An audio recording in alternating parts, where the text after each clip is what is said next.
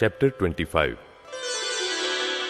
सही ज्ञान के अभाव में इंसान की स्थिति कितनी दयाजनक हो गई है।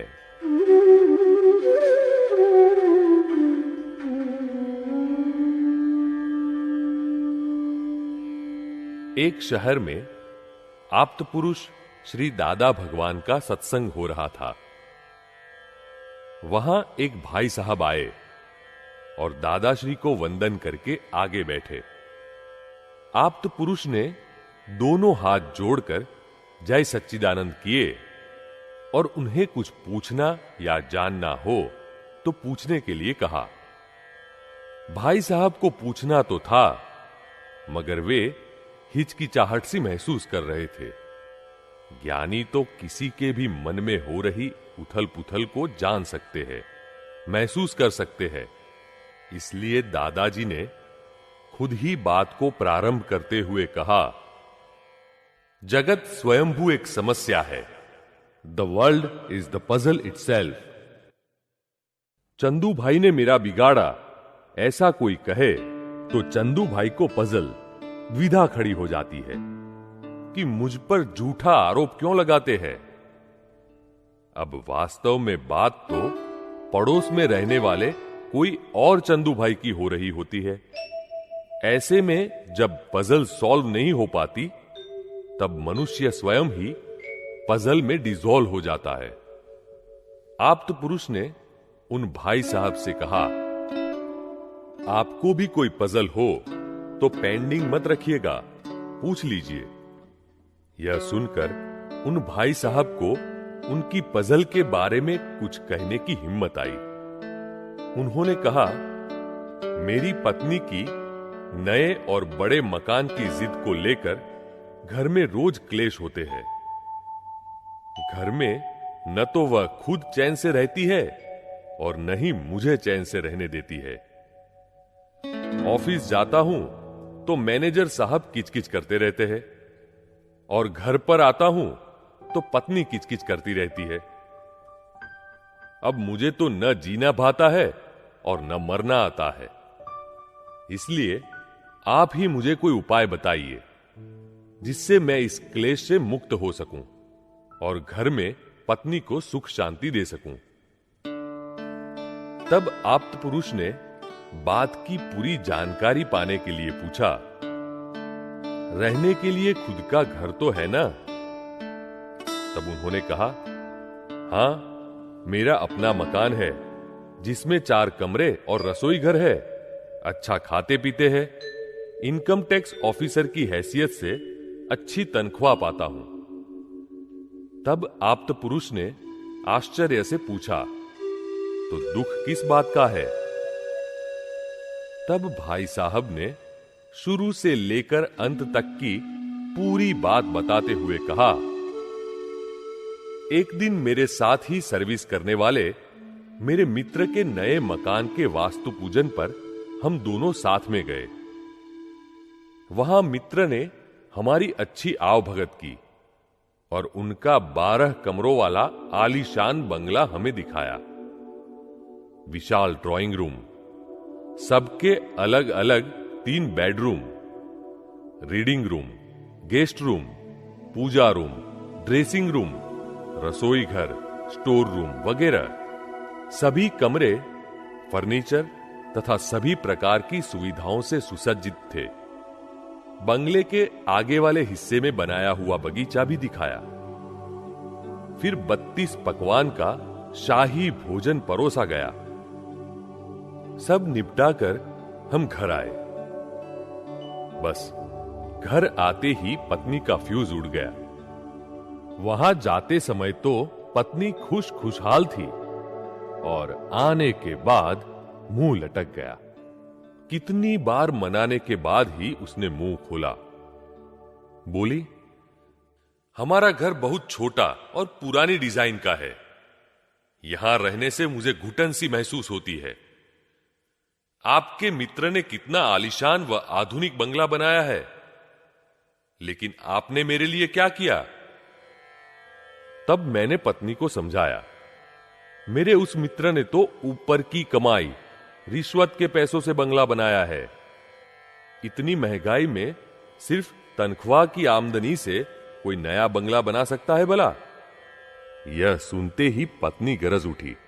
आप तो ठहरे बड़े आदर्शवादी, सिद्धांतवादी, जबकि आपके साथ नौकरी करने वालों ने तो ऊपर की कमाई से बड़े बड़े बंगले बना दिए। आप उनके साथ रहते हुए भी कुछ नहीं सीख पाए। इस तरह पत्नी अपनी यह मांग पूरी करने के लिए मुझे नए नए तरीके बताती है, लेकिन अब तो मुझसे नहीं सहा जाता। मेरे उसूल को लेकर सर्विस में मैं रिश्वत के पैसे ले नहीं सकता और नया मकान बना नहीं सकता। मैं बहुत ही परेशान हो गया हूं। ऐसे में मुझे क्या करना चाहिए? यह सुनकर आप्त पुरुष ने कहा गया है ना कि बड़े के साथ यदि छोटा जाए तो मरे नहीं भी, लेकिन बीमार तो जरूर पड़ जाए। बहुत खुशी खुशी पत्नी को मित्र का नया मकान दिखाने ले गए, परंतु यह तो घर में ही मुसीबत आ खड़ी हुई। मनुष्य की अज्ञानता कैसी है कि सुख में से दुख ढूंढ निकालते हैं। इस नेगेटिव दृष्टि का तो कैसे इलाज हो? आधुनिक कहलाने वाला इंसान दूसरों के सुखों को देखकर सुखी होने के बजाय अपने सुखों में, घर में आग लगाता है। सही ज्ञान के अभाव में इंसान की स्थिति कितनी दयाजनक हो गई है। अंत में आप्त पुरुष ने उन्हें मशवरा दिया कि अब आप ऐसा कीजिए कि एक दिन अपने किसी गरीब मित्र के घर पर पत्नी को ले जाइए। कुछ दिनों के बाद दोनों पति पत्नी दूर रहने वाले एक मित्र के यहां टैक्सी करके गए। मित्र ने भावपूर्वक स्वागत सत्कार किया और चटाई पर बिठाया। पत्नी की निगाह तो मकान देखने में जुटी रही। एक ही कमरे का मकान, उसे बेडरूम कहो या ड्राइंग रूम, रसोई घर कहो या स्टोर रूम, सब एक कमरे में ही था। और फिर घर में रहने वाले 4 सदस्य। लेट्रिन कॉमन था, इसलिए लाइन से बारी बारी जाना पड़ता था। पत्नी ने मित्र की पत्नी से पूछा, बहन जी, आप इतने छोटे मकान में कैसे रह लेती है? तब उन्होंने उत्तर दिया, यह छोटा सा मकान भी हमारा अपना नहीं, किराए का है। महीने के 300 रुपये किराया देते हैं और 5,000 रुपये डिपॉजिट दी है। यह सुनते ही पत्नी जी को तो चक्कर आने लगे। कमरे में हवा प्रकाश भी नहीं, 24 घंटे लाइट पंखे चलाने पड़े ऐसा मकान। मित्र का मन रखते हुए खाना पीना निपटा कर जब वे घर आए, तब पत्नी ने चैन की सांस ली। उसे लगा जैसे जेल की 4 दीवारी में से छूटे। उस रात निश्चिंतता की नींद सोई वह। और काफी दिनों के बाद सुबह पत्नी ने चाय व गरम गरम नाश्ता बनाया, प्रेम से पति को जगाया और खुशी खुशी पति से बातें करने लगी। हमारा घर कितना अच्छा है, 4 बड़े बड़े कमरे हैं, लेट्रिन बाथरूम की सुविधा है, अलग रसोई घर है, हवा प्रकाश भी पर्याप्त मात्रा में है, और सबसे बड़ी बात यह है कि यह हमारा अपना मकान है। जबकि कल रात आपके जिस मित्र के यहां गए थे, उनका मकान तो तौबा। यह सुनकर उन पतिदेव ने आप्त पुरुष को मन ही मन याद करके वंदन किए और पत्नी को अपने कप में से चाय पिलाई और चैन की सांस ली। कलयुग में पजल, समस्या खड़ी होने में समय नहीं लगता, और यदि ज्ञानी पुरुष से सही दृष्टि, समझ प्राप्त हो जाए तो पजल को सॉल्व होने में भी, हल होने में भी देर नहीं लगती। हाइलाइट्स। मनुष्य की अज्ञानता कैसी है कि सुख में से दुख ढूंढ निकालते हैं। इस नेगेटिव दृष्टि का तो कैसे इलाज हो। आधुनिक कहलाने वाला इंसान दूसरों के सुखों को देखकर सुखी होने के बजाय अपने सुखों में घर में आग लगाता है।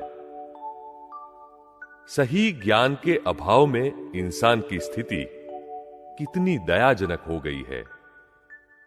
कलयुग में पजल, समस्या खड़ी होने में समय नहीं लगता, और यदि ज्ञानी पुरुष से सही दृष्टि, समझ प्राप्त हो जाए तो पजल को सॉल्व होने में भी, हल होने में भी देर नहीं लगती।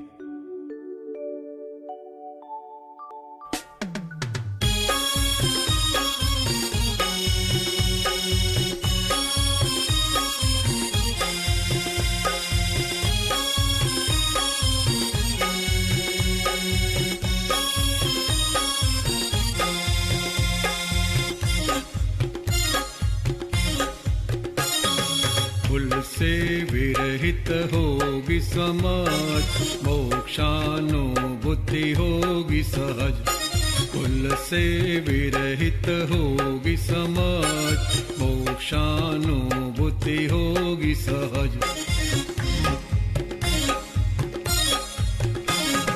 जागृत केवल आत्मा होगा, स्वयं ही मोक्ष स्वरूप होगा।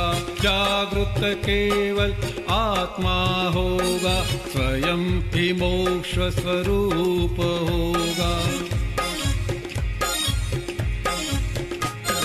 कुल से विरहित होगी समाज, मोक्षानुभूति होगी सहज। कुल से विरहित होगी समाज, मोक्षानुभूति होगी सहज।